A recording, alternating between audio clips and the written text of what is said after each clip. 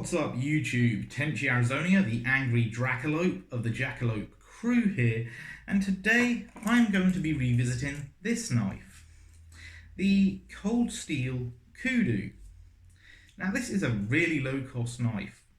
It costs around $10. The blade steel is Krupp's 4116 stainless steel.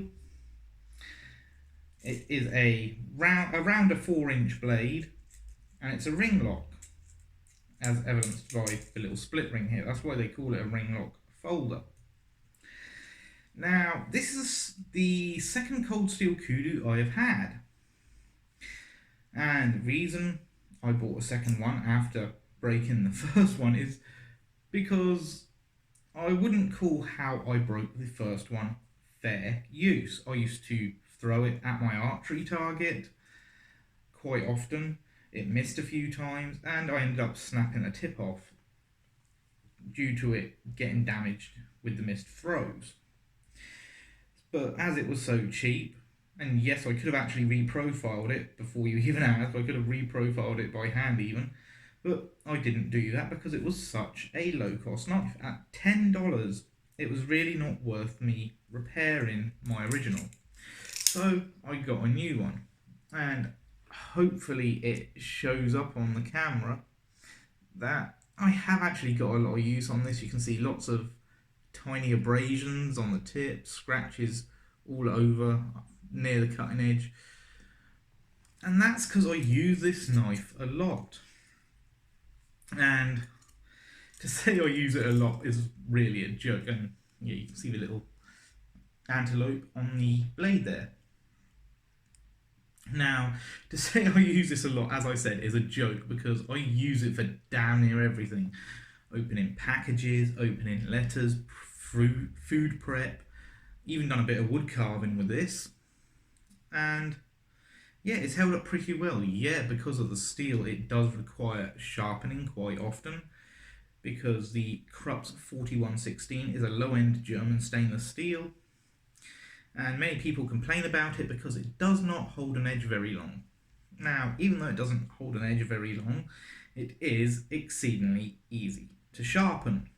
And I'll demonstrate the edge you can get with it using one of these airsoft targets in a bit. But let me put this down for now, and I'll mention a few other low-end steels that are good if you're not very good at sharpening. Now, one that everyone has heard of, that is a low-cost steel, but is very widely used, very easy to sharpen, is 8CR13 MOV. Likewise, 440C is easy to sharpen, and it is a reliable steel. I've had plenty of knives that are 440C, notably the Ganzo knives, and I've never had a problem with them. In fact, the lowest end blade steel I've got is actually the Krupp's 4116 that is on the Cold Steel Kudu.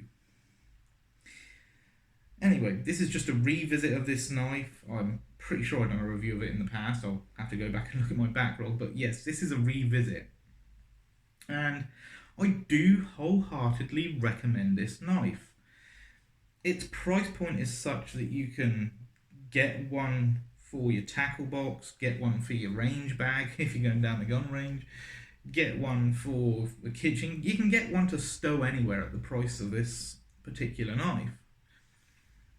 And honestly, how could anyone resist the lovely clip point blade style? I actually love that style myself.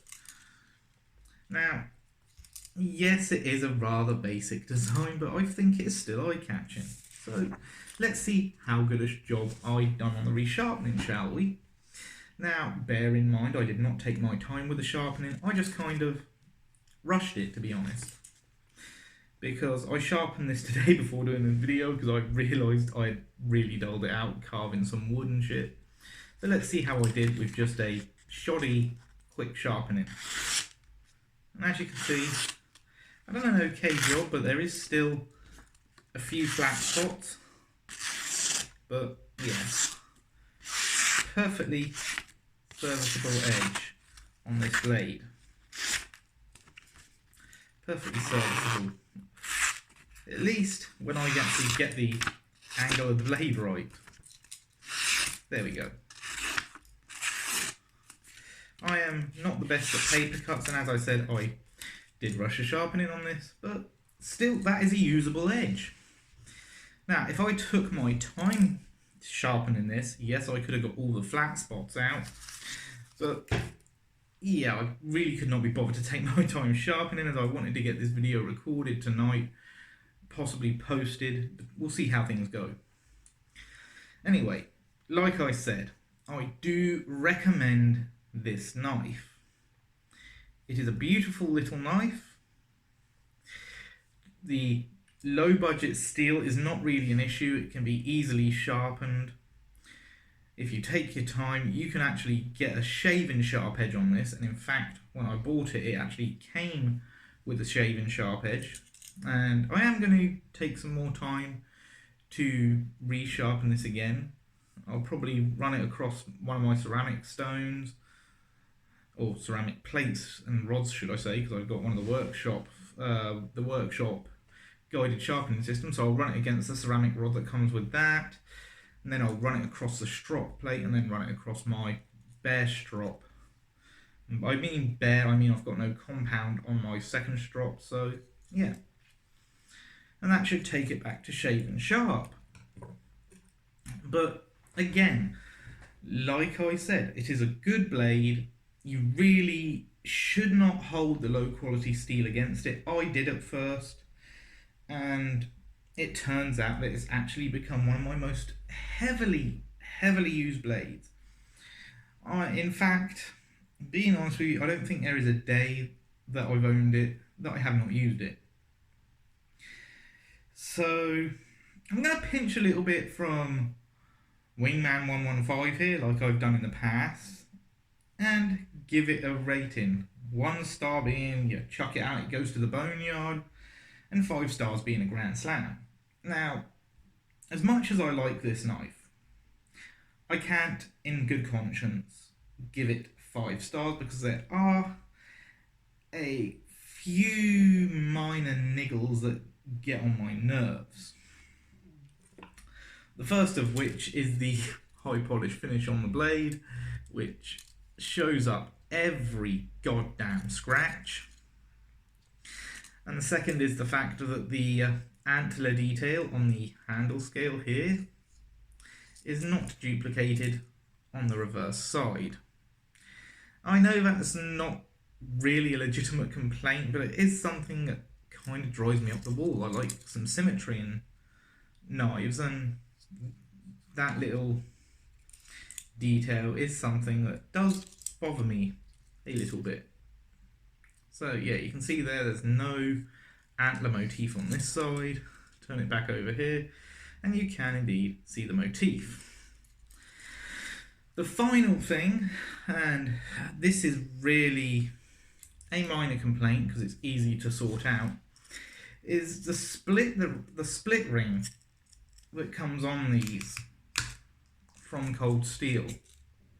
And this isn't the split ring that came with it, by the way, this is one I put on myself, but the split rings that come from Cold Steel have rather sharp edges to them. They're pretty squared. But yeah, they're not deal breakers, and one feature I do like is its ratcheted blade. So you get to about here and D10 takes over. So yeah, I actually rate this 3 stars. I'm knocking a few stars off, one because of the mirror finish that absolutely drives me bananas because it shows up every friggin' scratch, and because the antler motif is only on the one side of the handle scale. I would like it to be on both. Handle materials, I'm not really having any complaints about the handle material. Being a cheap knife, yeah, I think the handle's actually very good. I can't remember what the handle material is. I believe it's an FRN or Zytel, something like that. But yeah, it is a nice grippy handle material. So if you want to get a Cold Steel Kudu, I would rate it 3 stars. An average blade, nothing special about it. But It is a true workhorse. Get one for your fishing box, get one for the kitchen, get one for your friends as a gift. If you've got kids and you think they're old enough to have a blade, get one for their birthday, because it's not a blade you're going to have to worry about them busting up, because it's not really expensive to replace. Anyway, that's about all I had to go over today. Let me know what you think of the video. I am still trying to figure out some more precise cut tests, because yeah, paper cut I don't think is really valid, because yeah, that knife isn't really that well sharpened and it still cut paper relatively well. Now, meat is another matter entirely. Meat is a lot harder to cut than paper.